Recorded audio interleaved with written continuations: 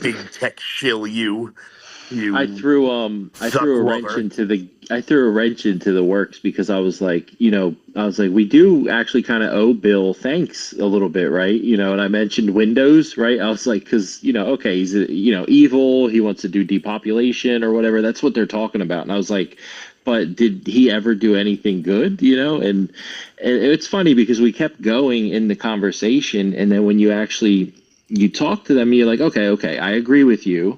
But now what are we going to do about it? What is the solution? And they judge us based on this utopia that doesn't exist and has never existed. And if that's your standard, we got no solution then, Look, without Bill Gates, I would have never been able to play Oregon Trail in school. And really, I think he's owed a debt of gratitude for that. I played Oregon Trail back in school. Oh, that was good times.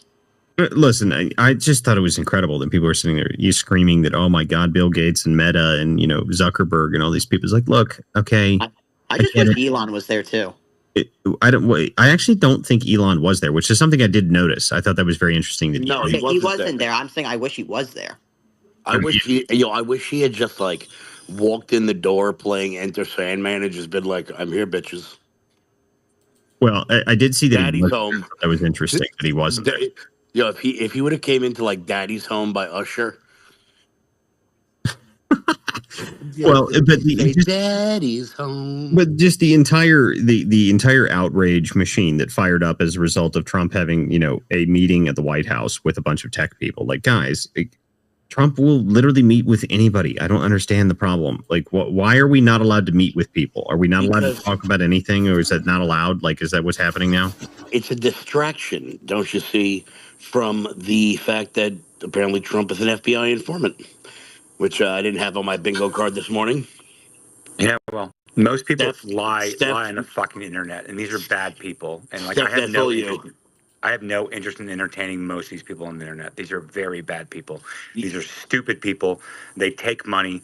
They get part of these influence groups, and they think they're going to climb the ladder. And they're very, very stupid people. And they say things just to say things. And I'm not interested in entertaining their fucking retarded rabbit holes that they want to try to create. I've gone down them. I've looked at them. These are stupid people, and they're not serious people, and they should not be taken seriously. Tim Pool was saying before I was watching the show, and when I was driving before, he's like, when I was young, I used to wonder why people cared about sports and they didn't care about things like the war.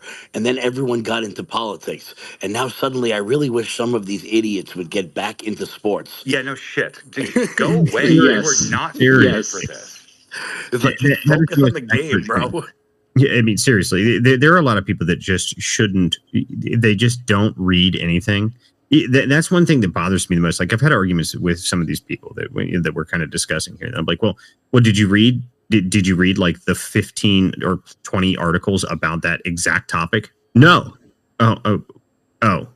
So have you read anything about it? No. Oh, okay. Well, what did you see? Well, I saw a section of a podcast on TikTok. I'm like, oh, I hate you. Like, I hate you so much. Like, you are the worst kind of person. Like, think about this. For all my millennials and up who grew up with sports talk radio, okay, and people would call in and they would say just the dumbest shit imaginable, like the dumbest trade proposals and the wishful thinking. All of those people are now listening to conservative podcasts and doing the exact same thing, just in politics. And to the guy who once asked Mike Francesa whether or not Aaron Judge was going to be better than Mickey Mantle, that guy is now discussing tariffs and Palantir.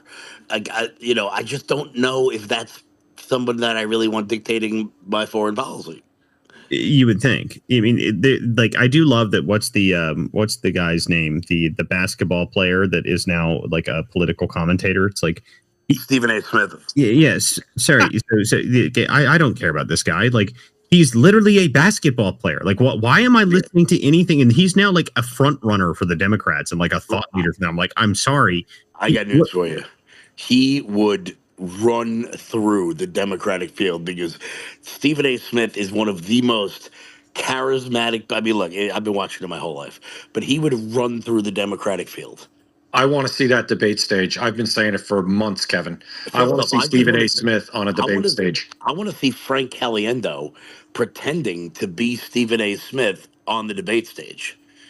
Like, I mean, that's a deep cut. So most people have no idea what I'm talking about. But like, Stephen A. is charismatic. He's normal. He's not insane. He is probably the Democrats' best hope. Like Obi-Wan. You're my only hope, Stephen A.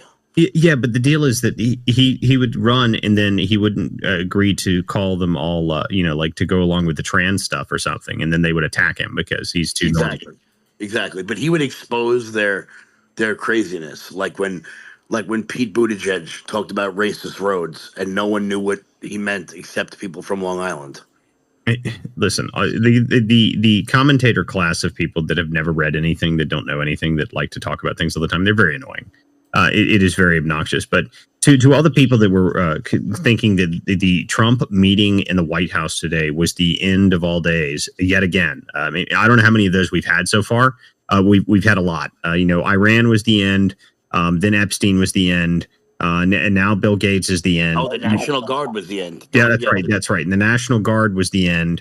The walls are closing in at a rapid clip, apparently. MAGA's base is collapsing, if you have not heard. I feel like 90% of spaces are just that person yelling in the subway that like Jehovah has returned, and like he hasn't. I know, because isn't it wild, Kevin? Isn't it wild how all they were talking about was like freedom and how we're going to lose freedom and everything? But the one thing that they don't notice is that they all want you to be in lockstep with their idea, with their thought pattern, and you can't stray. Once you say, "Hey, I don't necessarily agree with you," they completely attack you. Well, and I'm like, how do they not see what they're doing? That's not freedom. I can't use the phrase because if I say woke right, James Lindsay will appear. But, it's like, if you say Lori Lightfoot 3 times, she just pops up. All you got to do is say woke right once, and James Lindsay will mention you on a podcast somewhere.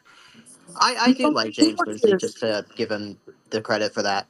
I don't mind him, but he's searching. He's researching for his relevant.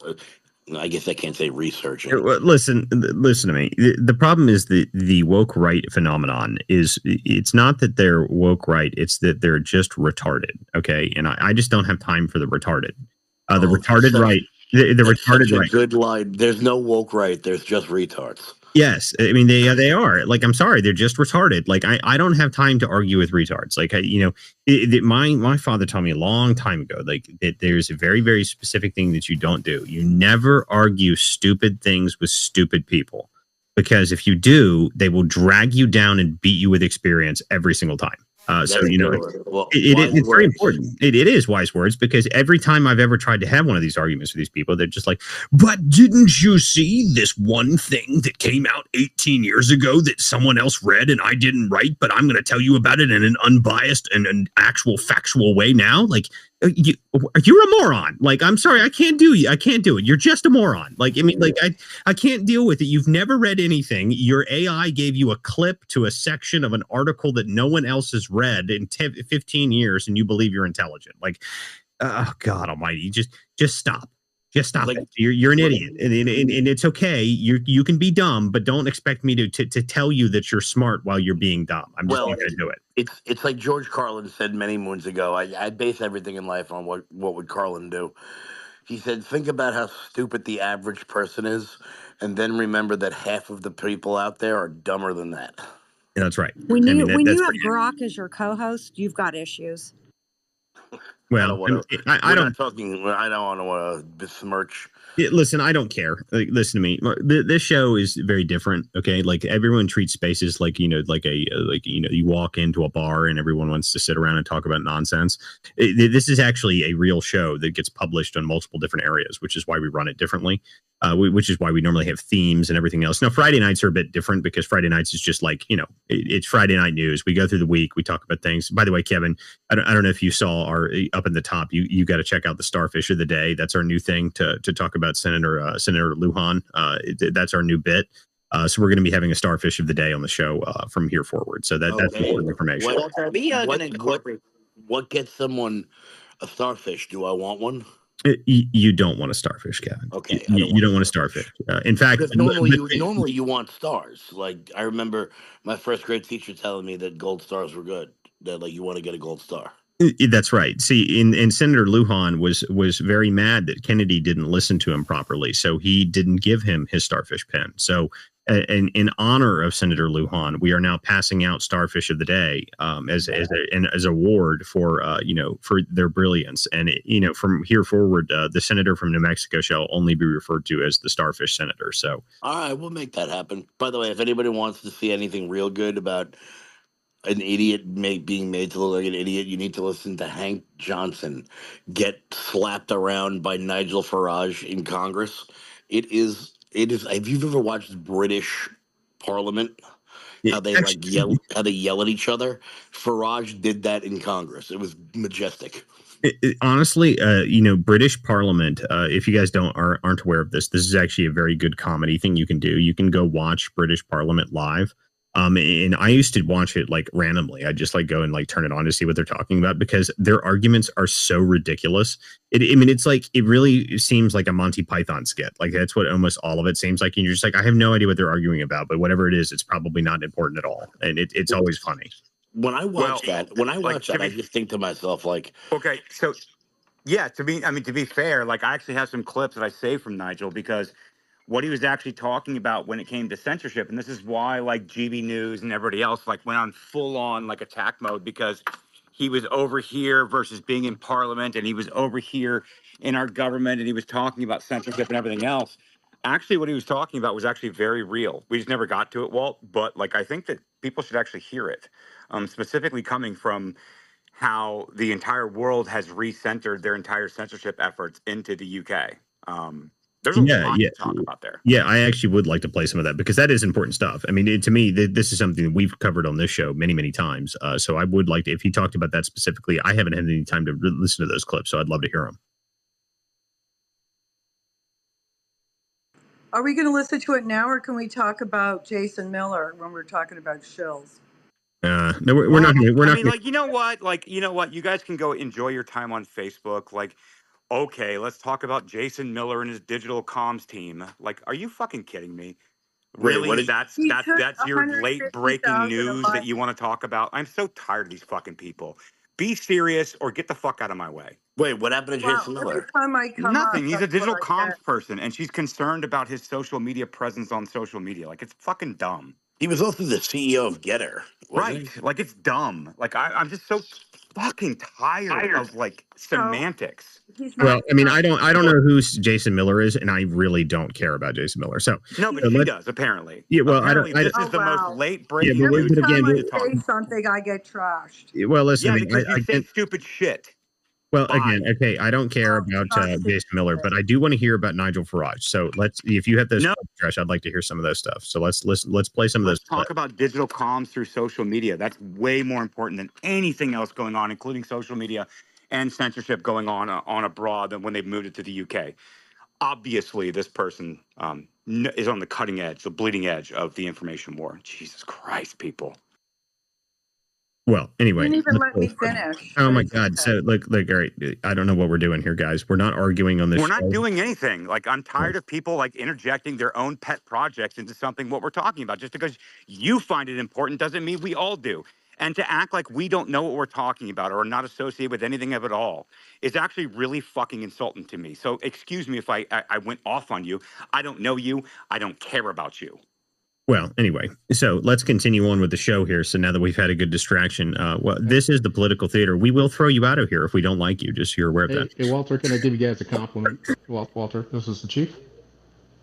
Yeah, hey, I just want to let you know, I've been kind of dark with my podcast because I've been dealing with some chronic pain, but I've been coming on your show pretty regular, and I came on last week, and I challenged Mayor Johnson's guns are all coming from red states thing, and I pulled up the trace report that they do every year, that the ATF does every year for every state, and it got picked up by Will Kane. I got some good play on it, but I just to tell you, I got invitations to be on Real American Voices and Trace Gallagher on Fox, and I think it is because of the show.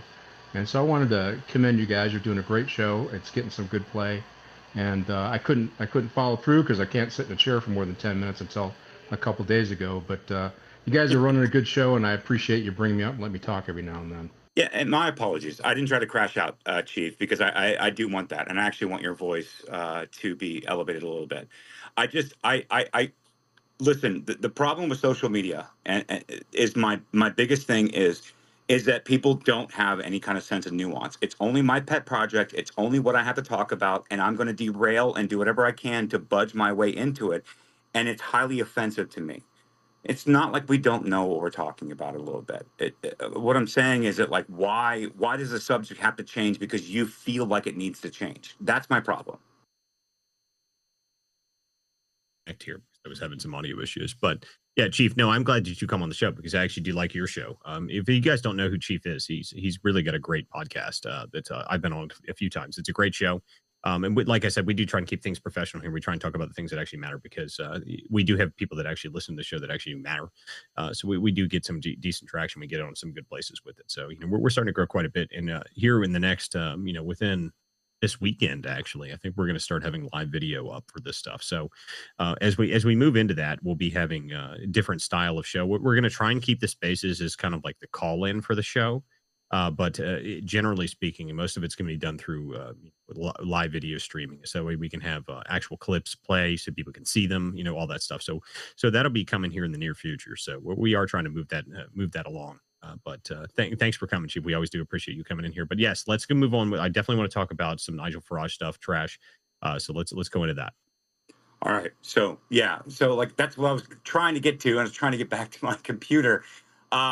And so here's what happened. So Nigel Farage essentially showed up and was testifying in front of Congress, and they were asking questions about censorship. And he brought up a couple good points. And so what happened was there was a lot of like the establishment Great Britain news people that went out and tried to create a hit piece saying, well, why is Nigel Farage not here? Why is he only part of these people's party? Like, why is he only in the U.S.? Why is he not here back here? At the same time, the stuff that he was saying was actually very important because as we've seen, there's basically the censorship apparatus has moved from the UK to the US and then back to the UK again. And what he was talking about was very specific. And he and Jamie Raskin went at it. And Jamie Raskin said some very terrible things on the Congress floor to Nigel Farage. And he said, well, you know what? That's the great thing. You can say stupid things to me. It doesn't mean that I'm going to put up with it. And that's the point of free speech, right? And this is where the entire left moved, absolutely melted down. But I want to remind people, he was here and we didn't talk about it, right? And listen to this. I'm delighted to reacquaint with the charming Mr. Raskin. A delightful testimony you gave me earlier on with your speech. But hey, that's fine. You can say what you like. I don't care. Because that's what free speech is. And in a sense, this has all been going wrong now for a couple of decades. We've kind of forgotten the Voltairean principles that we'll fight and defend to the death your right to say something that we fundamentally disagree with. That is the absolute foundation, if you think about it, of free speech, of democracy, of living in freedom. It's kind of why we fought 2 world wars at massive, massive cost to defend that very principle for ourselves and for many, many others around the country. And what he's talking about, if you guys remember, a lot of people are being arrested, including a comedian just recently. He did like a billboard Chris movement where he had billboards and he said, trans kids, they didn't make their own minds up. It was done by their parents and da da da da.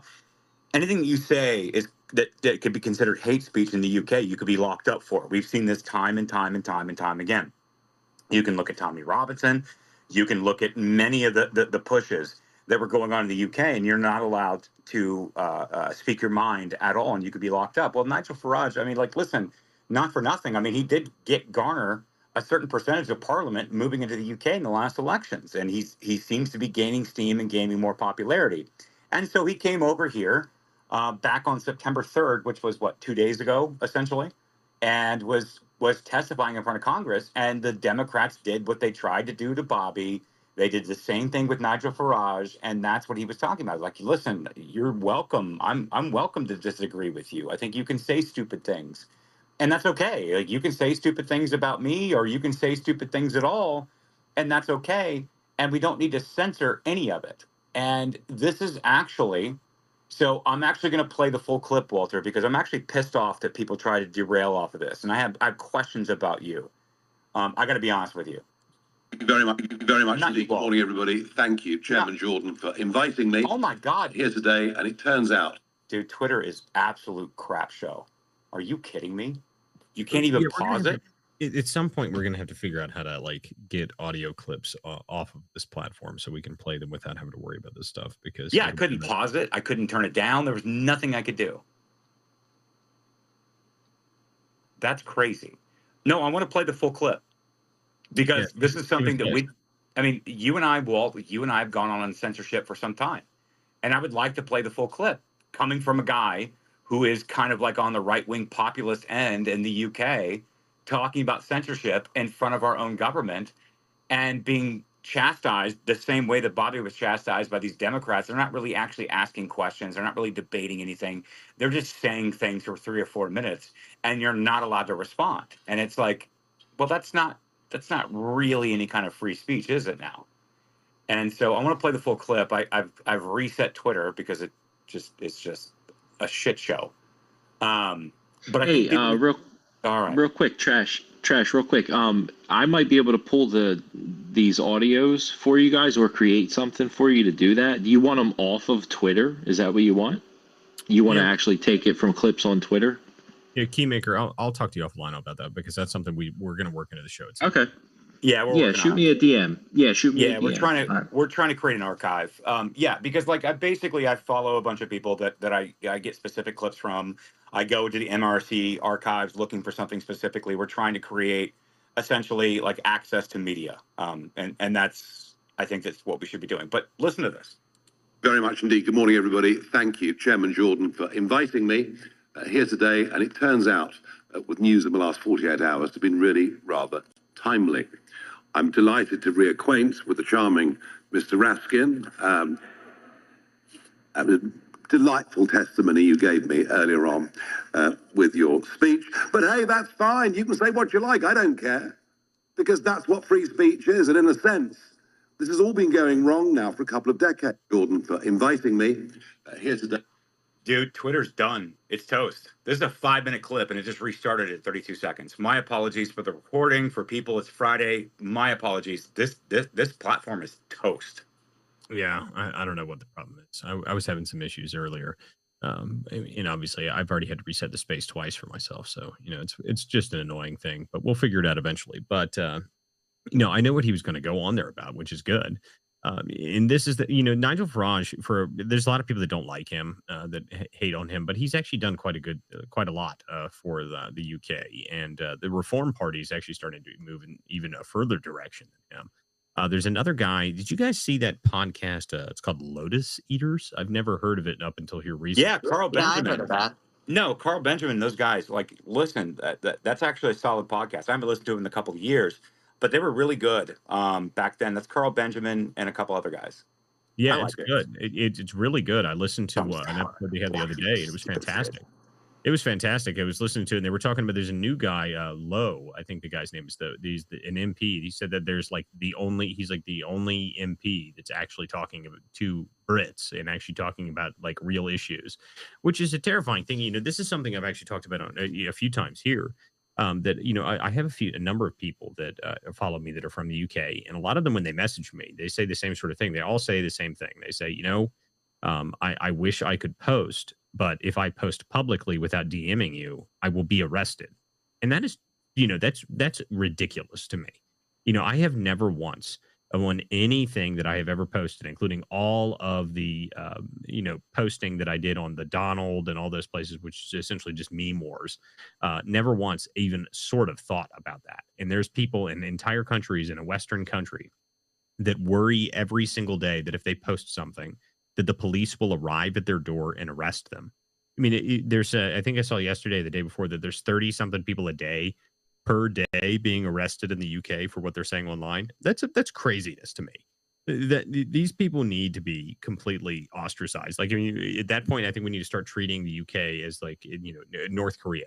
What's the difference? Like, why are we talking to these people? Why are we acting as if there's some sort of, bastion of Western thought. You're not Western if you do not allow people to speak. Okay, you're not a Western country. You do not hold Western ideals if you do not allow people to speak their minds. And it's amazing to me that England, of all places, is having so many problems. But that just goes. Well, to I mean, show it's you. not really England anymore. The country's been completely captured. Well, I mean, but the point is, right? I mean, they're not they are not the a Western idealed country anymore. At least they're definitely not purporting to be one. Even though Starmer's every day coming out and saying we're deporting people. Like, are you? Congratulations! Like, you should have been deporting people 10 years ago when they were raping all of your children, but you didn't do it then. You just covered it up. So spare me, Starmer. I'm not very impressed. All right, I think I got it sorted out. I agree with you. I think I got the clip sorted out. I think I'm gonna play it again. We're gonna try it one more time. All right. Damn app. 48 hours has been really rather timely. I'm delighted to reacquaint with the charming Mr. Raskin. At the delightful testimony you gave me earlier on with your speech. But hey, that's fine. You can say what you like. I don't care. Because that's what free speech is. And in a sense, this has all been going wrong now for a couple of decades. We've kind of forgotten the Voltairean principles that we'll fight and defend to the death your right to say something that we fundamentally disagree with. That is the absolute foundation, if you think about it, of free speech, of democracy, of living in freedom. It's kind of why we fought 2 world wars at massive, massive cost to defend that very principle for ourselves and for many, many others around the country. And I first became worried about all this with cancel culture. You know, the idea that we can't have this speaker go to a university because some people might be offended by what he or she have to say. It is important to note that there is not a parent in the United Kingdom, and I would guess it's the same for America too, that is not concerned about content their children as minors can find on the internet. Not a single parent that is not concerned about this. But at the moment, we're not finding the right solutions. I do myself begin to think that hardware might be one of the solutions. That laptops, that handsets could be programmed so that many, many apps and many, many services simply aren't available from these devices. But what we've done is to go down the legislative route. And it's extraordinary that, I come from the land of Magna Carta. I come from the land that gave us the Mother of Parliaments. And it doesn't give me any great joy to be sitting in America and describing the really awful authoritarian situation that we have now sunk into. J.D. Vance did us all a service at the Munich Security Conference back in February this year. He really got this debate up and running, and it's a vital one. We've run on since then. The Online Safety Act was put in place by the last Conservative government. I don't doubt for a minute they're good intentions, but sometimes the road to hell is paved with those good intentions. And we are now where we are. We have a couple of very famous cases. We, of course, have Lucy Connolly, who put out an intemperate tweet after the savage murder of those 3 beautiful young girls, she herself, a mother who had lost a child. It was intemperate, it was wrong, but she removed it 3.5 hours later, sentenced to 31 months in prison. She's now out, having served. These girls were murdered and raped and many other things. And she kind of flew off the handle and she put something out on social media and 3.5 hours later deleted it and served 31 months in prison for it. So excuse me if I don't want to deal with your pet projects. And excuse me if I don't want to deal with your, counter messaging on what I'm talking about, censorship or tyranny of an overbearing government, or how I have a sitting member of Congress and Tim Kaine as a senator who was a former vice presidential candidate under Hillary Clinton come out and say, well, rights and your right to speech and your First and Second Amendment are ordained by the government, not by God. Excuse me if I don't care what you have to say.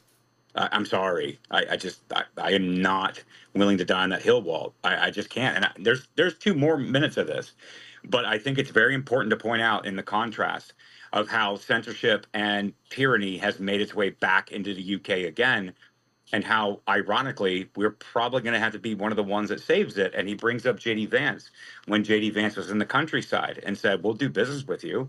We'll absolutely honor this agreement that we have both with you in the UK and in the EU, but you're going to have to drop the censorship stuff now. You're going to have to drop the persecution stuff now.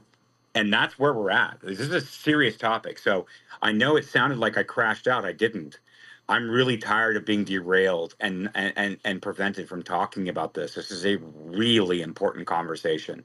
And we are at a precipice right now, ladies and gentlemen. Well, in the censorship topic has obviously been something that we have covered specifically, very, very in depth. For those who don't know, if you haven't read our disarm research and our disarm reporting, and you can go back on my highlight thread, and there's a whole thread talking about the AI machine that they built specifically for censorship. That whole thing was transplanted to England. In fact, they were developing it in England. We have the documents and the photos of them in the meeting there in England talking about it. So, the fact that this stuff still exists is a problem. Like the CCI leak stuff, the Center for Countering Digital Hate, all that.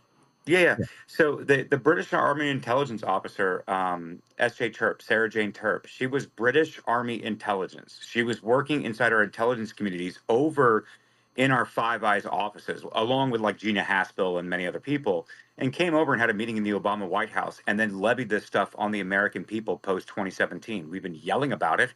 We've been censored by it. We've been removed, debanked, deplatformed, and othered and other personed by these systems. And now it's reforming again. And I have somebody who, whether you like Farage or not, it's irrelevant to me. I'm an American politician guy. I'm not a British politician guy. But he is a right-wing populist, and he is talking about it. And he's talking about it in the halls of our Congress 2 days ago. And no one talks about it. Instead, no one talks about it. And the adversarial left-wing rags over in Britain were smearing this guy for saying the things that he said. I still have 2 minutes of what he's saying here. I'm sorry. Don't derail me on this. This is one of those things where I'm just going to lose my shit if you kind of come at me on this. Trash, and it's interesting that how quickly this happened in the UK. I mean, I remember watching the great debater Chris Hitchens. Chris, I loved watching that guy. That guy, he was fantastic until he died of cancer. And and one of my YouTube channels that I pull up every now and then and watch is the Oxford Union, and for it to go so quickly in England, and for them to not see how far this is deviating from the Western political thought stuff that they helped develop, that we all patterned our governments off of, is crazy to me. And I mean, they have a great tradition of free speech, and somehow they've forgotten how important that is for democracy. Agreed. Well, but more than just like it being important for democracy and whatnot, it's just important in general. But like the problem is, if you don't root out this entire apparatus, this censorship machine, if the left wing the radical left manage to get back in power, they'll just transplant that whole thing right back here again. We'll be right back where we were before. So that's why it has to be destroyed. I mean, it has to be rooted out completely. And it's kind of a problem because there's a couple aspects of this that are a problem. All right. So one, the initial idea behind anything to do with, information restricting or anything like that. The initial idea was actually written even long before all this stuff, long before the actual machine was built and used against Americans, used overseas and whatnot. It was created for a real purpose. And the real purpose was you can't allow hostile nations to pump in bad information into your information space at a random, rapid clip. That is a problem. I mean, look what China did. The China has done with TikTok. Okay, TikTok is a perfect example of this, which is why I don't know why anybody has TikTok. I think it's a Chinese spyware that is designed to essentially be an information weapon for the Chinese government. But you just think about it for a minute. Okay, it is a problem that a foreign nation can just pump information directly into the American populace. They can create a whole narrative overnight. They can create all sorts of problems overnight. They can create new ideas overnight. It is an issue that they need to address. But that doesn't mean that you create an AI weapon and then weaponize it against American citizens and then deem whoever you want as Russian agents or Hindu nationalists or whatever it is that you want to call us. I mean, we've been listed as every possible thing underneath that you can think in the book. That's how they labeled us. We found the database that showed it.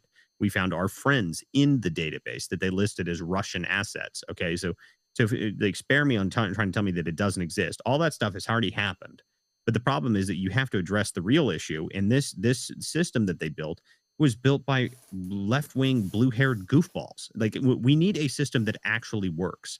Something that is designed, like, I mean, think about this just in general. Like, China by itself, okay, to even access China's internet, they have a giant firewall.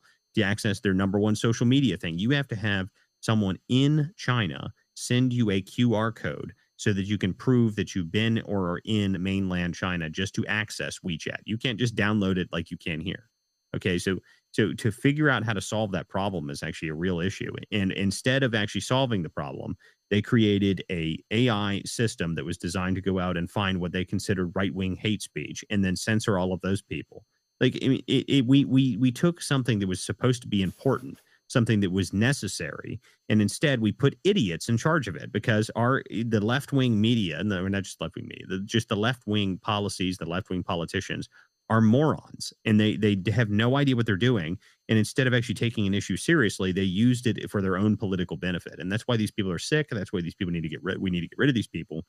But further than that, in the case of the UK, we need to get rid of all of these policies. We need to make sure we get rid of the apparatus entirely, because if we don't, they will use it again. I mean, go look what they're doing right now, right? Okay, so there was something today. I don't know if you guys saw this, that they're trying to sue Google now for $3 billion or something like that in Europe. So they're trying to attack Google, and that's probably for a Digital Services Act violation. That's my guess is what it probably is for. That sort of stuff needs to be dealt with, because the Digital Services Act, I don't know if you guys ever read that thing. I mean, I read it extensively. That entire agreement is insane.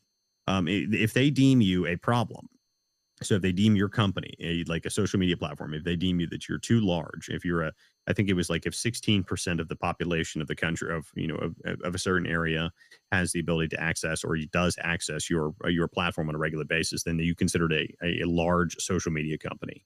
If you violate that, they were able to charge you up to 6% of the revenue of your company. And at one point, while they were going after Elon during this whole mess, they'd said that, well, not only are we going to go after just the revenue of Twitter, we're going to take that and say all of the revenue of all of your companies that you're attached to, because you're the owner. So we're going to make sure we go after all of your companies for 6% of your revenue. I mean, that's insanity. Like, well, what are you talking about? In most companies, by the way, guys, most companies only operate, especially in a service-based or a tech-based type thing. They usually only operate with maybe a 10% revenue, but like that's their profit is the 10%. So you're saying that you'd be able to take more than half of their profit just because you don't like what they're saying online. That is something we can't allow to happen either.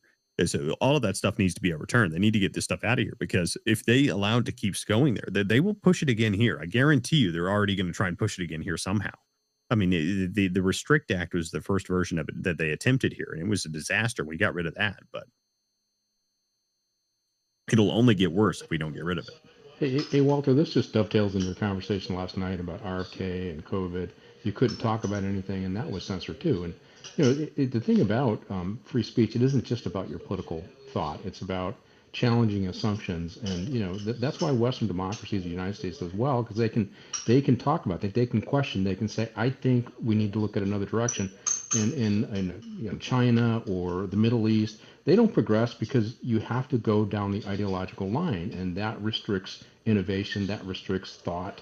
That's why it is so important to have free speech, because free speech inspires broad thought, broad thinking.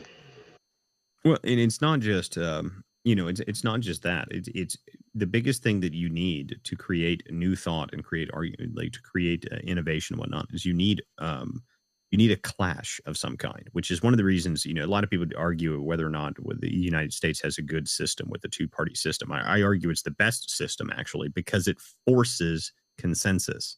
Whichever group of the two manages to get closest to the center is the party that wins. Okay, and that's just how it works. There's only two options. You can choose these two, and you can go vote for the Green Party if you're an idiot, or you can go vote for the libertarians if you're really, really stupid. Like, I mean, you actually are dumber if you're a libertarian than you are if you're on the Green Party. But that's a whole other topic. But the deal is the two-party consensus, it forces consensus to the center. So you have to come to that clash, and that clash creates better ideas. And the more that they clash back and forth, the better the ideas come. And that's the same thing for speech and the same thing for new ideas. When you're coming up with a new idea, if you come up with a new idea and 0 people, and I mean 0 people, are allowed to look at you and say, that idea is retarded. Because sometimes people come up with really, really dumb ideas. Like, that happens all the time. So you should be able to tell that person, that idea is possibly the stupidest thing that I've ever heard in my life, and you should be ashamed of even coming up with it in the first place. You should be able to tell someone that immediately. And in fact, it's a good thing if you're in a scenario where someone does that, right? So if you're in a scenario where you come up with a really dumb idea, you say something stupid, and someone goes, yeah, you're an idiot. That's good.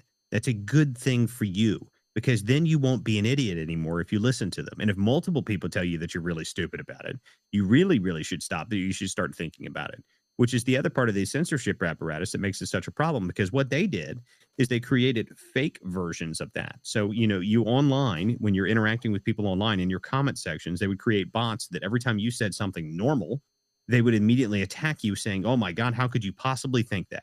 How could you possibly come up with something so violent, bad, and evil and horrible? And they took that part of human psychology and turned it against people, even though they were talking about the good ideas.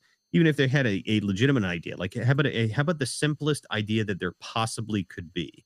There are only men and women, and there is nothing in between. And you were somehow chastised for that. And they started telling people that, well, you're just a bigot if you think that. Like, that's how insane these people were with these policies and these radical censorship stuff. You cannot allow that stuff to continue. You cannot allow that sort of insane ideology to permeate everywhere, because if you do, you're going to create terrible ideas. And listen, ideas have serious consequences. Okay, there's a great book, actually, that's titled that, Ideas Have Consequences, by Richard Weaver. It's written about the 1950s. I recommend everybody read it, because one of the problems that humans do, we have this major issue. We continuously repeat bad ideas, and we never seem to learn from them until something really, really terrible happens. And we've done this in history, throughout all of history, we've done this continuously. And for the love of God, we cannot repeat the same problems that we had in the early 20th century, because millions of people died as a result of these bad ideas. So let's not repeat those bad ideas again. And that's what we're trying to do right now. This radical socialist stuff, this communist ideals. If we repeat that now, the catastrophe that will underfall the world is far worse than anything anybody can possibly imagine. So it is actually important to make sure that you don't censor good ideas and you don't attack good ideas, because if you let bad ideas foster, you have no idea what the consequences will be. And if you would like to learn what the consequences will be, I can recommend you to quite a few books talking about all of the insane experiments that were done by the ludicrous people in these death camps during World War II. If you want to learn, go find out what bad ideas actually do, because they are not pretty. Especially if there's a great quote by I think it was actually Jordan Peterson that said this at some point. He said, if you think that strong men are a problem, wait until you see what weak men can do. And that's what weak men are, people that censor things. Okay. Weak men are the people that can't take a punch or take something that you criticize them and they immediately collapse onto the floor into a puddle and cry. If you think that the people that are strong that can take those types of things, if you think those people are a problem, wait till you see what the people that can't take criticism will do, because they are far, far worse. And it's been proven throughout history. We've seen this a million times, but we always seem to forget it. Yeah. Change and enlightenment starts when one person says, I think maybe we need to do this. I have to tell you, I've been through a lot of leadership programs. Probably the best one I went to was the Naval Postgraduate School up in Monterey, and it was for Homeland Defense and Security. A lot of high-level folks all across the country, federal, state, and local. I was the chief of LA Metro at the time, and read a lot of books about this. And one of the things they talk about is exactly what you're talking about. Leaders need to be open and listen to the people. And the best leaders, and we read a lot of books, the best examples of good leaders were people who had open dialogue with the people in their organizations. And we were talking about organizational change. They had the best impact because they listened to everybody, and they were willing to take criticism of their own ideas. And when you do that, the route holes that you think we need to go down, you stop and rethink those, and you get on a better path. And in organizations, you develop what you call a feedback loop. And as you go through it, you continually ask those folks, well, does this still seem like the right way to go? And then you make adjustments as you go along so you can build something that is successful and that works. And these leadership programs, they've served us well, particularly really good ones, particularly when they're done in the military. Yet, and these types of leadership programs, if we listen to the left, we have to refrain from saying certain things, and that is detrimental to good organizations, good governance, and accomplishments. Well, the feedback loop is probably the most important thing that I talk about this every now and then. I've brought it up before, but if you don't have a legitimate feedback loop, one that doesn't just sit there and tell you, and then this is the problem with the idea of affirmation. If you affirm someone constantly, if you're in a scenario where every single person that you talk to agrees with you, that is not a good scenario for you. And I'm not talking about I'm not talking about just generally, like when you're on a conservative talk show or something like that, generally everyone's going to have some sort of principle that you're all going to genuinely agree on. But that's a foundational principle. But at some point in the fringes of that, you're going to run into stuff that everybody disagrees with you on. But that's important. But the problem is when you run into a scenario where you don't have, nobody is allowed to change their mind about anything. They have to affirm everything that comes out of your mouth. You are in a very dangerous situation because you can convince yourself of all sorts of insane things. Everybody is aware of this, okay? Humans are very strange creatures. We can do all sorts of weird things. We can convince ourselves of all sorts of very, very strange ideas and all sorts of, you can get stuck in a loop where you've convinced, I guarantee you everybody in here has done this at some point in their lives. They have convinced themselves of a very, very bad idea, and they are sure of it. They know this is a good idea. They know it's a really good idea until that illusion finally shatters and you go, oh my God, I was being dumb. Oh my God, I was being an idiot. How could I have not seen that before? And that's because someone in your loop didn't, if you missed it, if you completely missed that, it's because you didn't have somebody in your loop that sees something that you don't.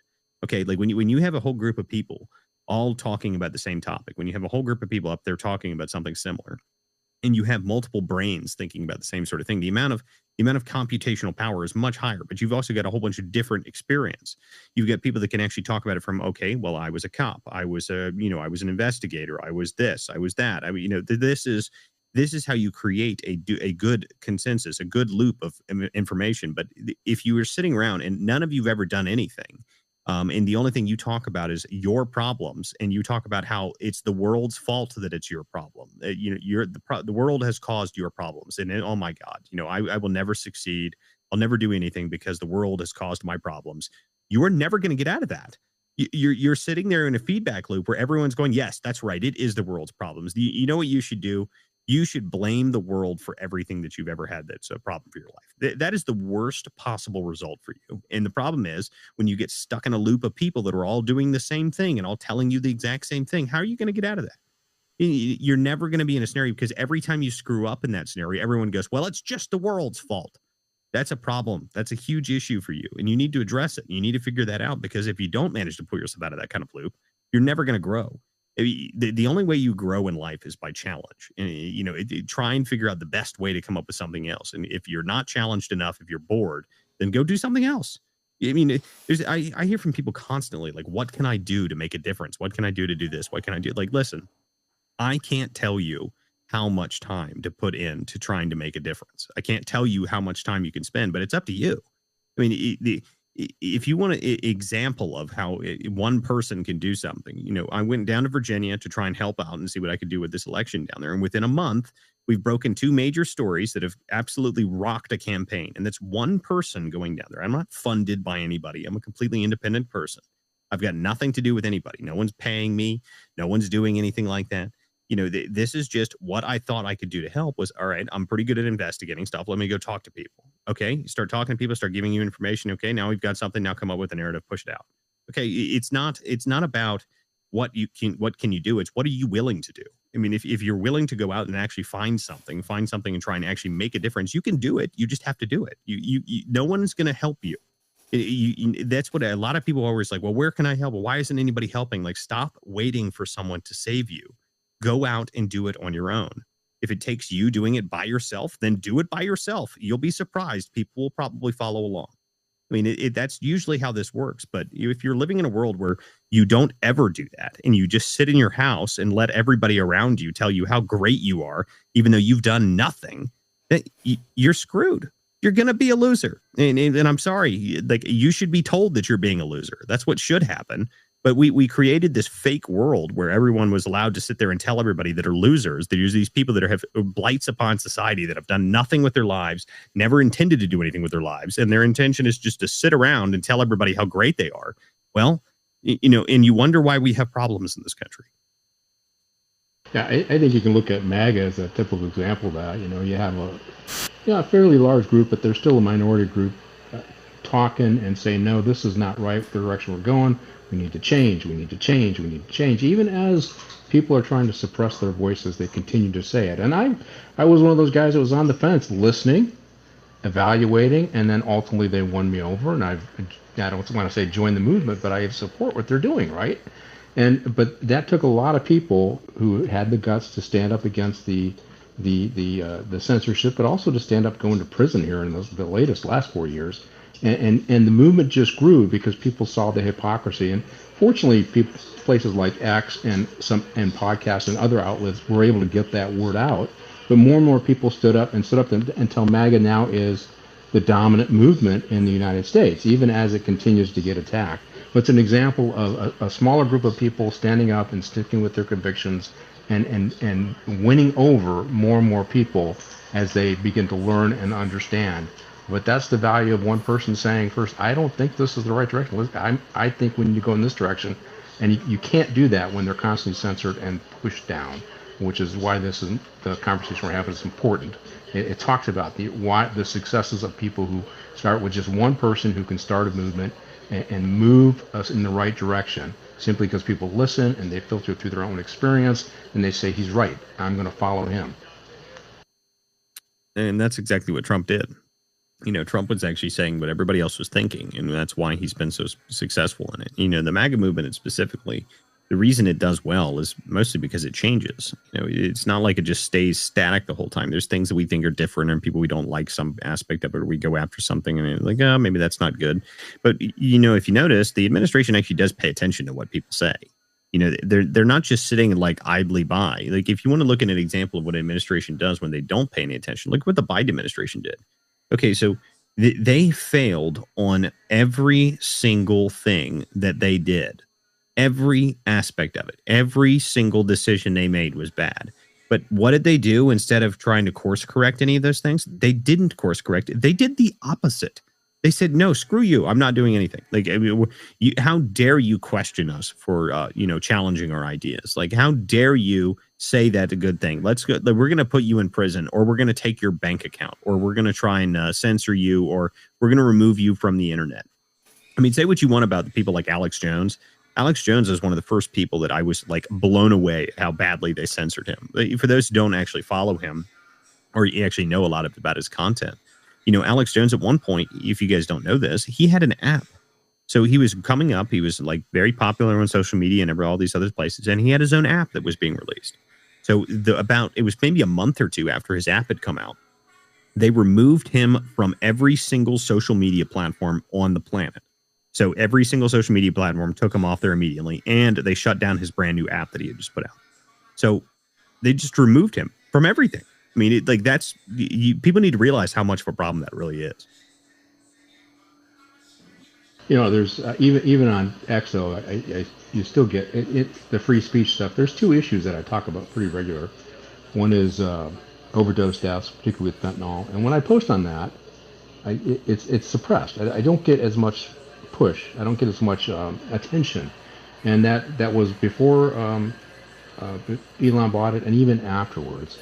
And the same thing with suicides. I mean, most people don't know, but the number one demographic for suicides in the country is white men, and it doesn't get talked about, right? And I track the numbers here in LA, and it's been white men by far. But our county, they got the diversity slide ruler out, and they check every other group to see what they're doing, but they don't check white men, which are the leading demographic and always have been by far, right? But when I talk about suicide or suicides of cops, I can't get any good play, and yet that is a very serious issue, and I don't understand why the algorithms shut something like that down.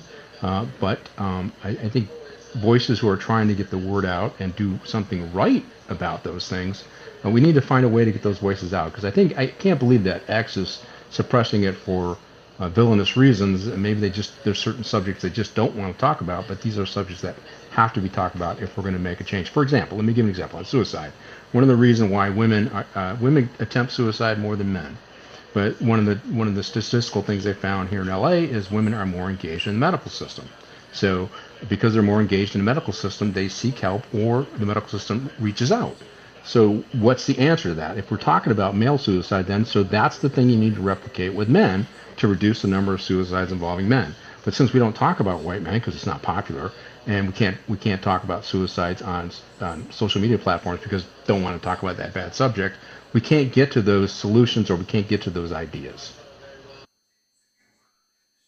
Well, and you're asking like whether or not X is suppressing that stuff. One of the problems about the content moderation nonsense that they did, which was woven into pretty much every aspect of every single social media platform, is that by doing that, you don't know like what the coding that they wrote in. They don't want to talk about things that are violent or things that are upsetting or things, like, you have to go through the whole litany of things they just created out of nowhere to just randomly decide what you can and cannot talk about. It's a big problem in my eyes, which is one of the reasons I actually support Substack. Substack is where my platform is. If you guys want to subscribe to me, you can go up to the top. There's always a link up there.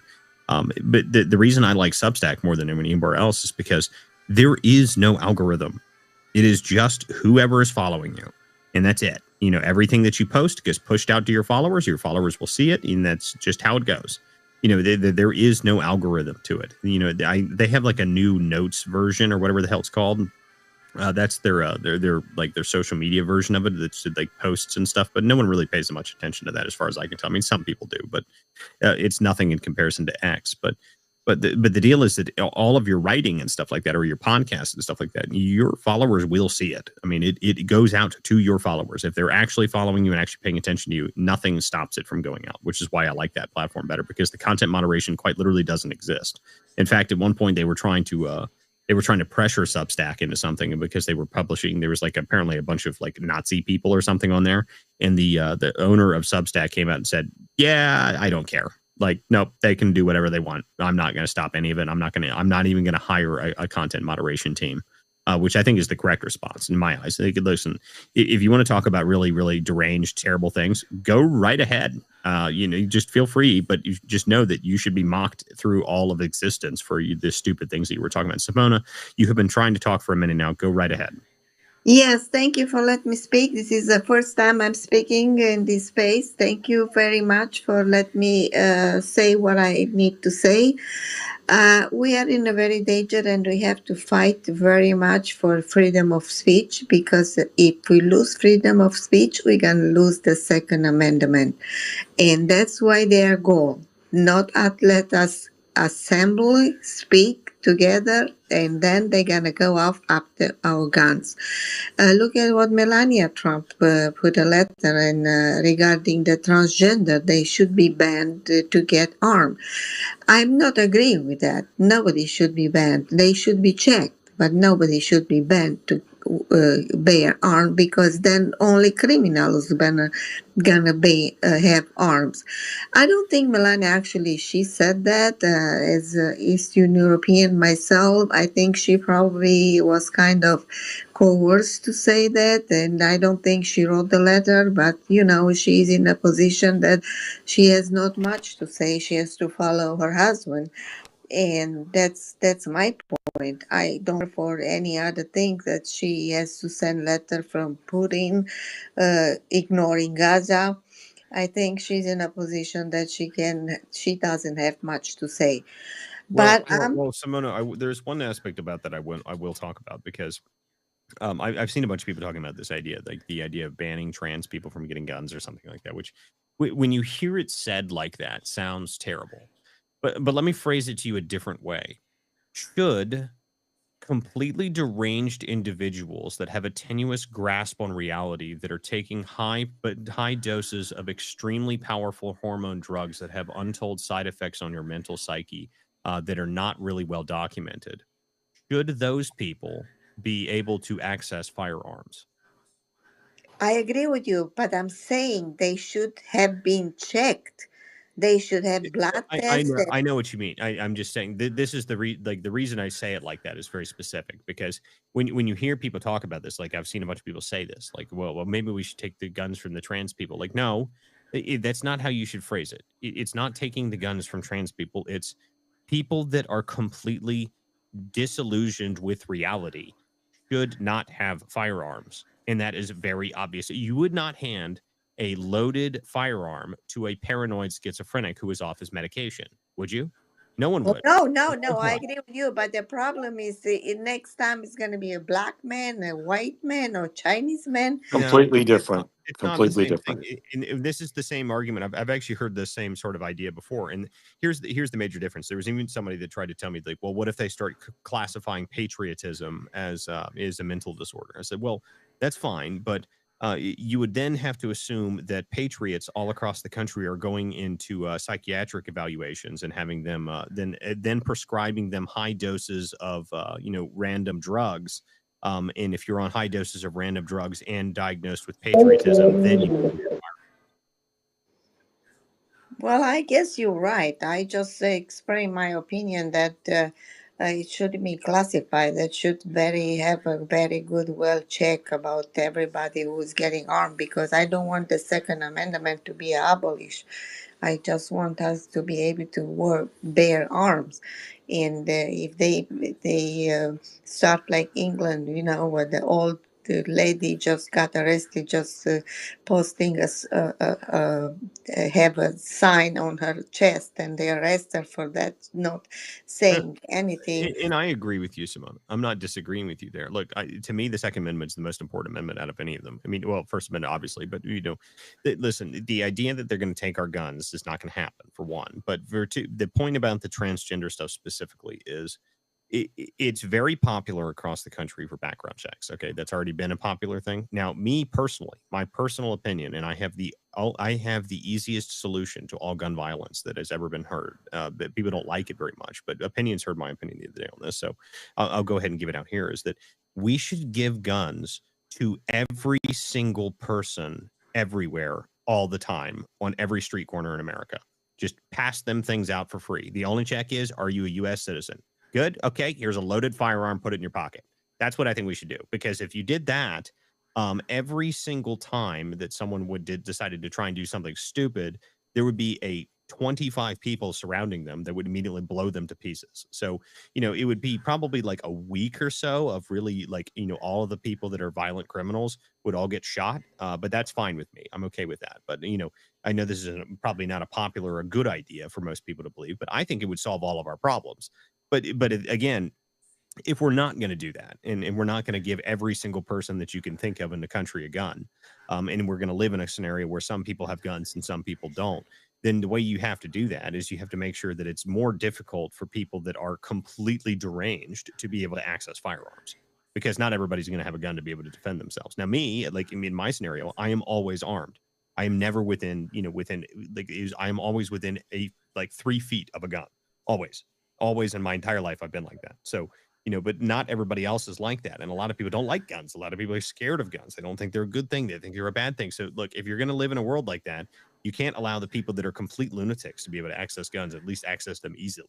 And you're not going to get rid of the idea of illegal firearms, but the problem with the deranged people is that the deranged people, specifically in the transgender people, is that they weren't even classified as mentally ill, because they decided that being transgender wasn't a mental illness, even though it is a mental illness. They decided to not classify it as a mental illness, so they stopped listing these people as having major mental health problems. I think that if you are a psychiatric patient that has a tenuous grasp on reality to the point that you take major medication and lop off parts of your own body, you need to be seriously evaluated before you are ever allowed to be anywhere near a firearm, be anywhere near lots of different things, not just firearms. I mean, maybe in my opinion, if you have such a lack of grasp on reality, you need to be checked if you can drive or not. I mean, like there's a lot of things that I believe about that, but the Simona, reality, Yes. if you're not taking drugs and you don't believe you're in the wrong body, you should be okay. Oh no, I'm not in the wrong body. Actually, I'm in New York, and I'm mad that we can't have a gun. I wish if I could have my own gun over here, but they don't allow us to carry guns in New York, and that's why it makes me mad. Why transgender can get guns and we cannot get guns, as we know. I mean, I fully support what Walter's saying. I actually was saying for a while now that people who are on these medications and believe they're in the wrong body should not be allowed to have guns. Yeah, I agree with you. Absolutely. I absolutely agree. I mean, they should come up with some kind of law. I mean, I don't agree that transgender, they're normal people. I think they're sick people because they are in puberty and all kind of drugs. They make them insane. And my point was not about transgender, actually. My point was not to classify, to generalize for everybody so they can have a way to stop people from having guns. This was just an example of transgenders. Don't accept them to have guns, of course, because they're crazy. But my problem is they can generalize. Look at I well, was in discussing. Simona, your point is accurate to a couple of points. The red flag laws. I'm actually not a favor of anybody that has red flag laws because they've been used against people a lot. But red flag laws, in my opinion, are not the same thing as something like, when you buy a gun, I think it should be a reasonably easy thing to do where you put your name in like you do anyway when you buy a gun, because every gun now when you buy it is registered anyway. I mean, if you put your name in there and it says, well, this person's been admitted to a psych ward 6 times. They've had, they're currently on 15 different, major doses of medication. Like, I think all of those things should be factors in what kind of guns you or whether or not you can buy them at all. I mean, I just don't believe that there's a reason that we need to allow that sort of stuff. But again, I don't think that they're going to be able to figure out a way. The Second Amendment issue, in my opinion, is already like they've lost on that issue very, very badly, to the point that I don't think that there's a chance of them actually being able to getting major gun rights stuff pulled away.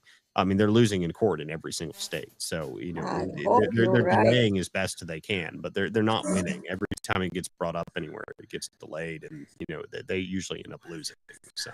I hope so. You God bless you. Thank you. I just discussing last night when I see this meeting with Bill Gates and Zuckerberg about censorship. Zuckerberg censorship Trump for 2 years not to be in Facebook and give Bill Gates with the vaccine. So what it's all about? What they meet together? What they want to do? The Palantir to censor everybody? I mean, this is my scary point. I don't know. I agree with everything you said. I'm in this space. I love this space. I like everything you guys. I learn a lot from you, and I really like everything what I'm hearing. I'm just trying to figure out myself what the heck we are at this point. Yeah, and I get it. And the deal is that we were talking about Bill Gates and the Zuckerberg meeting earlier a little bit. A lot of people were upset about that meeting. They were like, "Oh my God, Trump met with Bill Gates and Zuckerberg." Like, "Oh my God, it's the end of the world." Like, guys, please relax. Trump meets with all sorts of people all the time. Like, I mean, it's really not that big a deal. If you think that Trump has forgotten all of the problems that these people have caused, I mean, maybe you're not paying much attention because the CDC just pulled Bill Gates as all their money out of there. And, okay, there are a number of things that are happening that are pulling away from Bill Gates and pulling away from Zuckerberg. And Zuckerberg himself has actually admitted a lot of the problems that they caused. Now, the problem with Zuckerberg is that the general problem I have with him is I think he's actually just generally a coward. I mean, when the FBI came to him and told him to do something, he just did it. He just did it immediately. And you can say whatever you want about the guy, but to me, I think that he was pressured into a lot of this stuff, and maybe it was good, maybe it was bad, but at the same time, maybe you should have had a little bit more of a spine, dude. Like if the government came to me and told me you have to censor this kind of information, I would say, go get a warrant, you commie bastard. But I mean, he literally chickened out of his fight with Elon.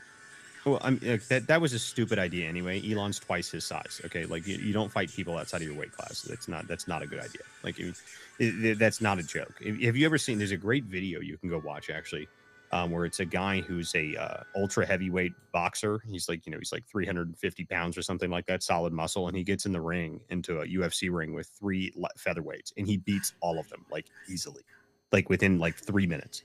There's a reason you don't fight outside of your weight class. That's not a good idea, especially in professional fighting. So not a wise decision to try and fight someone outside of your weight class. Walter, also that meeting, it could be just, friends close, enemies closer, and it's irresponsible for Trump not to meet with these people.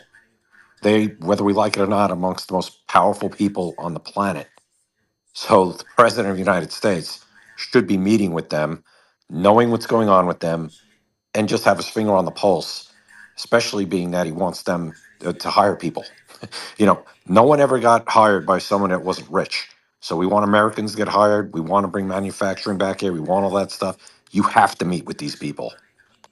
Yeah, I mean, you have to meet with these people, obviously, but there's also the other aspect to this where you need to, you have to remember that what they're trying to do right now, they're in the middle of arguments with India and a number of other countries. Now, India is reasonably important, specifically for the tech industry. So, if we're in the middle of a major battle with India on tariffs and other whatever else is going on, the tech center is going to be the one that needs to address that problem because they're the ones that have a lot of these people. Like, I mean, you have to remember the service industries have pretty much all outsourced to India. So if that happens and we start peeling that stuff back, just think about the amount of jobs that would create. If we pulled away all of our service-based stuff from India and started paying Americans to do that, just think about how many jobs that would be. That's an astronomical amount. So I think that the meeting with the entire tech industry today, which I did again, I find it very strange that Elon wasn't there. I don't know why that was because everybody else was there. yewe nagize ikibazo bibiri na cumi na At the same karindwi time, Maybe he thought abantu bamwe that baca if he mara was there, that Zuckerberg would biba ngombwa try ngo to fight Zuckerberg. yewe njya oh yeah, sehashika well maybe Sam Altman barangira being there was just babajyana mu ntuza Elon hates that guy. muri gereza That might be the funniest view. ngarutse ngiye kubona By the mbona way, like abantu mbona Elon just baraje despises ngiye gutanga Sam ikirego Altman. Like it barambwira mu kirego despises cyanjye him ngiye with like a gicumbi burning mu passion. rwego You rwisumbuye guys rwa ever seen that gicumbi show Silicon mu rukiko Valley? rwisumbuye It's about ngezeyo Silicon Valley billionaires. barambaza ngo My ikirego younger ushaka brother gutanga lives in Silicon Valley. urifuza So ndabaga he ndifuza says miliyoni that esheshatu show is the bitewe most n'igihe accurate nataye n'ubuzima nataye description n'uburyo of the bugaruka Silicon Valley billionaires that he's ever seen. umushinjacyaha He says they're mudamu actually arambwira ngo they're ikibazo all cyawe ngo extremely cyararangiye ngo wealthy. ni ibihumbi magana They atanu all na hate mirongo each itatu other. n'umunani Everyone has so much money that ngo it doesn't ugomba matter. So the only thing they do is kuzayafata bakayagura fight with each other about extreme birangira petty ndamubwira things ndetse ko constantly. nta numero y'urubanza Yeah, you're afite about to Silicon Valley. nta nuza n'izo mpapuro nkaba ntazo mfite nta numero y'urubanza kuko njye sinishimiye imikirize y'urubanza njye nzikurikiranira iyo sinayibona nagikorewe n'uwitwa Bigirimana n'uwitwa nuza bakunda kumwita Alias Kibuga Nizeyimana Alias Kibuga umwe atuye Any u chance Rwanda the ko H-1B undi atuye visa ubukure program icyo kibazo na n'iyi sawa slowly kiracyariho dismantled? ariko They're already working on ubwo that. nziko nteganya kuzazana ku muvunyi ubu ni ubushobozi buke mfite ariko icyo kibazo cyanjye kiracyari aho ngaho akomeza asobanura iby'iki kibazo cye ndetse akagaragaza ko ubwo yageragezaga gushaka kubigeza ku nzego zisumbuye zo hejuru byakumirwa ngo ndatuza haza kuza uburenganzira bwa muntu mu rwego rw'igihugu ikibazo rero gitanga bari kuri safi karagari ikibazo hariho meya witwa Nyangezi Bonana ubwo ngubwo bategeka ko ikibazo cyanjye bagomba kugikurikirana iyo nishyi ngomba kuyibona birangira hashize iminsi mike cyane kubera nari narabyishimiye subira Gicumbi barambwira ngo porokirere nawe uhari bongera ndagaruka kubera ubushobozi buke nari mfite ndongera nshaka amafaranga nanone nsubira Gicumbi ariko kuwa gatanu Are you including visa overstays in that or not? umushinjacyaha ngo nawe hariya gihe unani Kigali ndangije So with visa overstays, you're looking at what, 75 to 100 million? aho hashize iminsi when you're talking about ije that, ku murenge wa Bukure ngiye gutanga ikibazo I don't know. abapolisi bahise bafata bashyira muri pandagare banyubikira mu We're mapingu talking about specifically inama irangiye abanyamakuru bamaze gutaha non-records of bandekura mu mapingu so that's what when I'm saying bana illegal. kuri pandagare They ndataha hop the border. They have na n'iyi saha urumva iki kibazo kimaze imyaka yose nta kintu bigeze Can I bamarira give you an na n'iyi example saha from New York? icyo kibazo It's kiracyari aho one ngaho guy with nkamvuganira meya ngewe H1B visa akankurikirana living nomero in y'urubanza one rwanjye studio. ngikurikirana urubanza rwanjye There's kuko ngewe another nanjye six guy ububabare living nagize with ntabwo him. They are not having bushimishije aho any ngaho kugira ngo paper. He's an Indian nabatse and he n'ibihumbi ijana na bring mirongo his inani whole kuri rejisitasiyo kuko family bari from baciye miliyoni imwe na India, magana inani and babwira they ko don't turi have any kind abanyarwanda of paper. duturanye So we mu don't bihumbi even ijana na know mirongo how inani kuri many sehashika illegals are in ubundi this dukomeze tubane country. neza aho One kugira ngo bigire gutyo H1B ahubwo visa barambirwa can bagashaka bring kunyica 6 people. ingaruka Can you ngewe imagine? nagize You reba can ukuntu just bangize duplicate, ubu triplicate, aya ni for amaro yose whenever hano you want to do it. nahiye I imbere think mu we have mara more than niyo 80 ngaruka million nagize na people nisa nta kintu immigrants ushaka in this guhinga country. nta I'm kintu speaking nimariye from New York, and I arazi see it amafaranga from my sinyabona own eyes. ngewe I'm sorry interrupting you. I just n'ibyo want to mention that so you inuza guys nomero know y'urubanza the rwanjye reality, sinyibona because you ngo don't nibura live in ngewe a big city wenda with the liberals nk'umuntu wihibereye and noneho kubera ko nahise everything is n'uwazutse handling for free here. And nitangira even urubanza if they rwanjye are bundi illegals bushyashya and they have kuri no ubu kuri iki paper, kibazo ku they murongo wa still telefoni go twavuganye and n'umunyamabanga apply nshingwabikorwa with w'uyu murenge wa friends and bukuri ariwe janvier maze and adusubiza get ko it ubu right ngubu away jean with de la Paix no agiye kuba yafashwe akabona any ubutabera verification and ariko nothing. It's nta just gicyaha one gisaza member icyaha of ntabwo the family gisaza has a visa and everybody else gets icyo ari everything cyo else. cyose ashobora So that's actually a really kuzana important point that a lot of people don't know. akaza Chain migration is something ukareba that's ko mu changed by'ukuri underneath the hari Clinton ubutabera administration, which, kahawe for those who tugafatanya do listen to the show on a regular basis, knows that n'ubugenzacyaha in cyane cyane ko 1940 no an muri uyu murenge adjudicator's wacu wa field bukure manual from dufitemo the 1990s, and I've looked at tugakurikirana those for a long tugakora time precedent tukareba ko mu because I by'ukuri want to see what atahawe they did ubutabera from the 1990s. After Bill Clinton took over, he started changing the regulations around how chain migration worked. Chain migration used to be just your immediate family, like your wife, your son, your kid, whatever. But then they started changing that. So, your immediate family included your cousin and your cousin's brother's uncle. And, you could do whatever the hell you wanted. And it just grew and grew and grew and grew. And that was chain migration was changed in the late 1990s.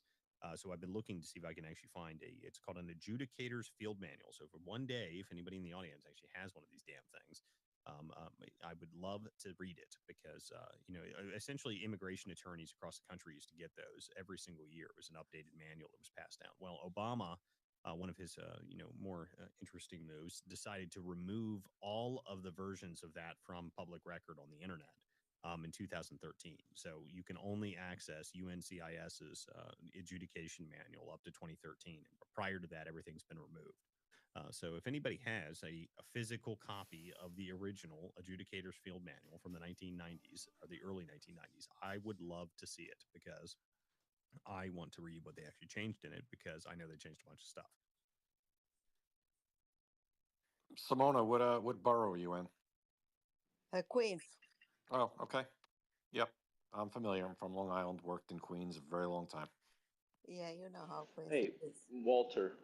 Yes. I looked into that. I looked into that, and I contacted a few of my friends. So that document that you're talking about, I've never seen this, but it's like they've tried to erase the past. It's very strange, but there's fragments that we were able to locate, but there's no way to really jive what they're from or anything like that. It's just fragments inside of lawsuits and stuff like that. Yeah, I mean, I found pages of it online. I found pages of it online, but again, it's not something that would be published online. It wasn't something that was published online. You're talking about in the 1990s. Yeah. Yeah. So you're talking the one that I'm looking for is probably 89 to 92. So that's probably that's the time frame I'm looking for. So it wouldn't have been published online anyway by that point. And by the time you get to you get through Clinton, even if they started putting stuff online, they probably wouldn't have put that on there. They really would have started putting it online once you get into the Obama years is when they probably would have started moving it online. And at that point, it would have already been changed so much that it wouldn't have mattered. But then they just removed all of it anyway. And prior to 2013, all of the rest of the stuff is gone. So the public record on that, I wouldn't be surprised if National Records has some version of it. But I know somebody out there has a physical copy of it because every immigration attorney in the entire country essentially had one of these things. And they kept them. So If anybody knows an old immigration attorney, they probably have one sitting around. It's just not a common thing that people know about. Unless you're an immigration person, you don't even know it exists. So again, Yeah. if anybody who listens to this show knows somebody that has an adjudicator's field manual from the 1990s, early 90s, that's what I'm looking for. But that's been something I've Yeah, been looking for Walter, 6 months. is that exactly how they? So I was able to find other documents, and when I was talking to my friend and we were researching this a little bit, is that the actual name of it? Do you have like any of the code, like or anything, that relates to the manual itself? Like, was it listed? Does it have a number or anything? Kind of like the military has, Maybe like FM and it might yeah, have. I mean, you're talking about an agency that doesn't even exist anymore. Remember that. So, yeah. it's INS, but so it would have been an INS number, which INS doesn't even exist anymore. So I don't know. I mean, Yeah, I found some, and I think I sent them to your DM. Either that or I collected them and I archived them. But it was so I found manual names, and then that's what you were just getting into is these are not for public release, and because there was barely any electronics back then, almost none of it was ever captured electronically where we could even, you know what I mean, like where it might have leaked somewhere out, but it's I don't know, it's one of those things where when I started looking into it, I got even more interested in trying to find it because it's very weird that an entire book, like this is not a small book. This was something that was like a lot of people had them. You know what I mean? Like this Walter, wasn't I like a just few of them going around. texted you something. Can you see if that's what you're looking for? yeah, I'll look for it. Wait 1 second.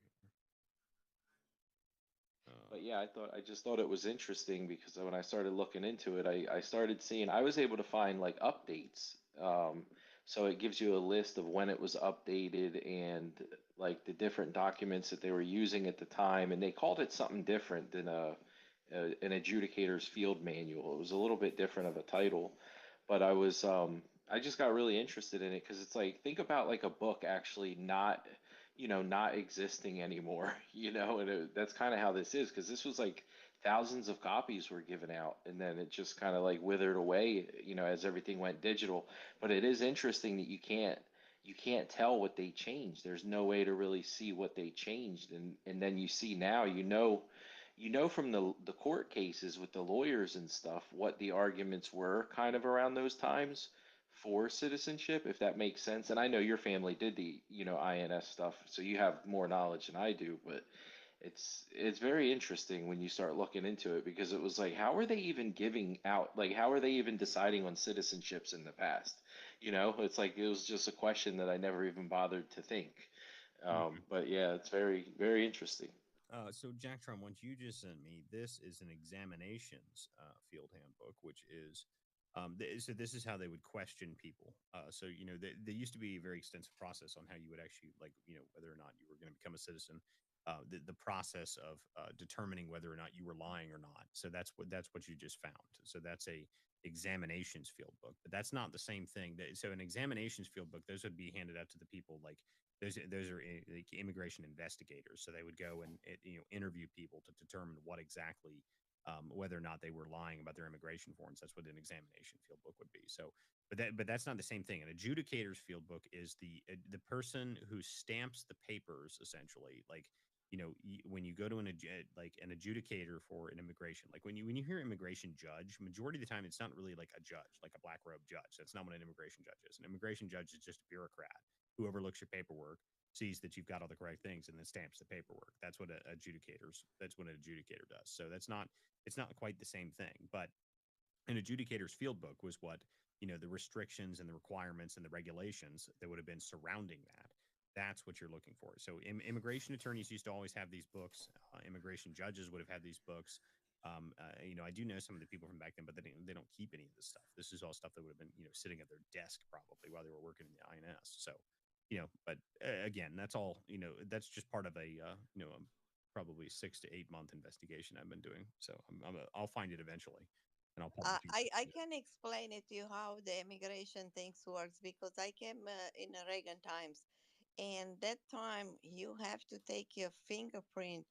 7, 8, 9 times. Every time you have to go to have an interview to immigration lawyer, you have to get your fingerprint and photograph, and you have to have your medical exam check at time. You have to pay for it by yourself, and they check your criminal records, and then you have interviews after interviews.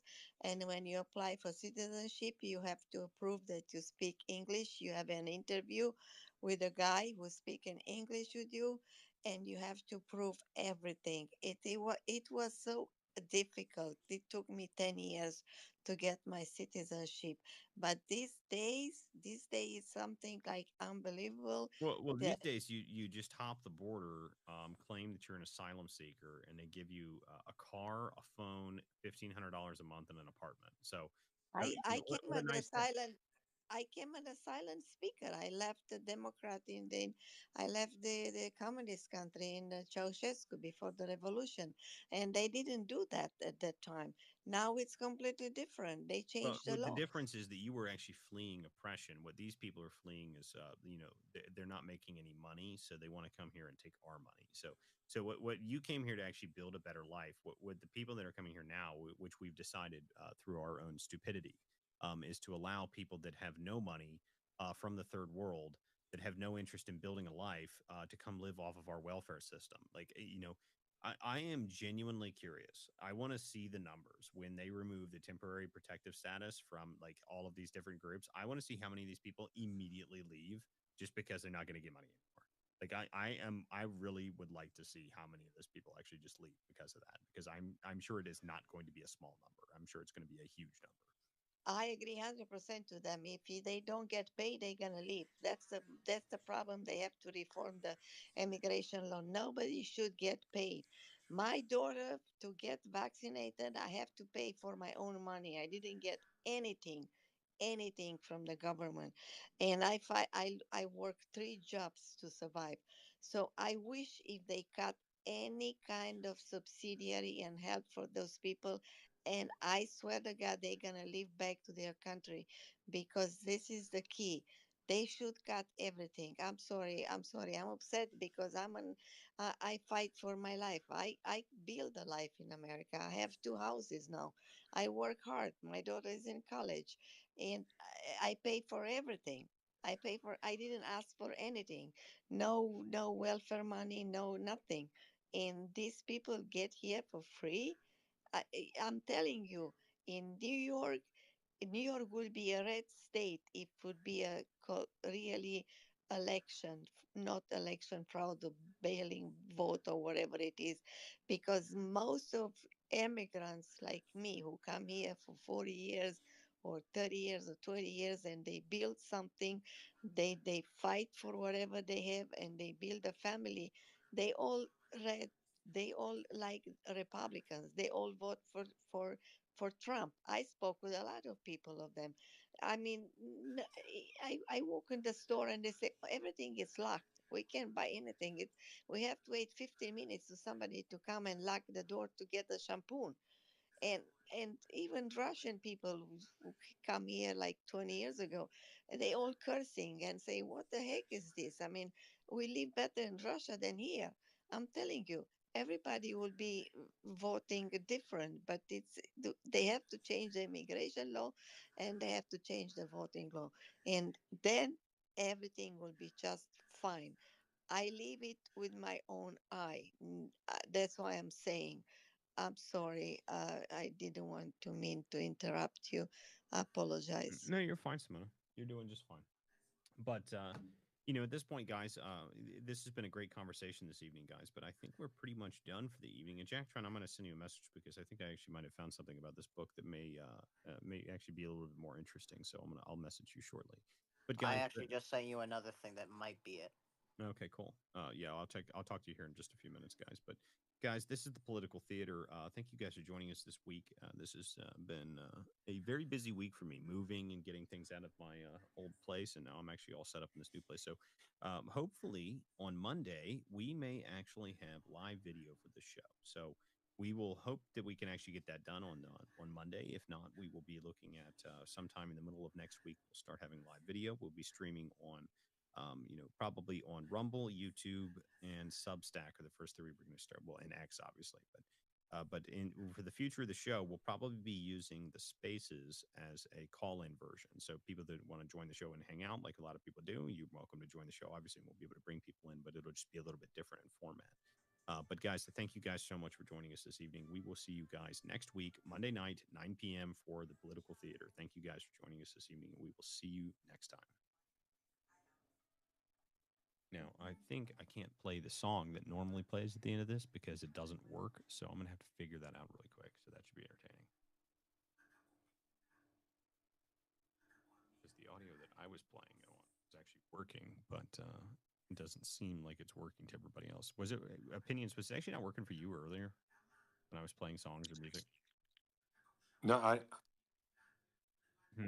don't hear it. Opinions, if you know the lyrics, Opinions, just go ahead and start singing it out. I'm specifically asking if the actual song and the audio was bad for everybody when I was playing it earlier. Anybody? What, at the beginning of the show? Well, not just at the beginning of the show, but like in the middle of the show, I tried to play the Starfish of the Day thing. Yeah, the Starfish song was kind of it was kind of like in and out. It wasn't great. Yeah. Okay. Well, then I'll have to figure something else out, but that's okay, guys. We'll see you guys next week on the Political Theater, and hopefully have all the audio the stuff figured out by then. So we will see you guys next time. Thanks, guys.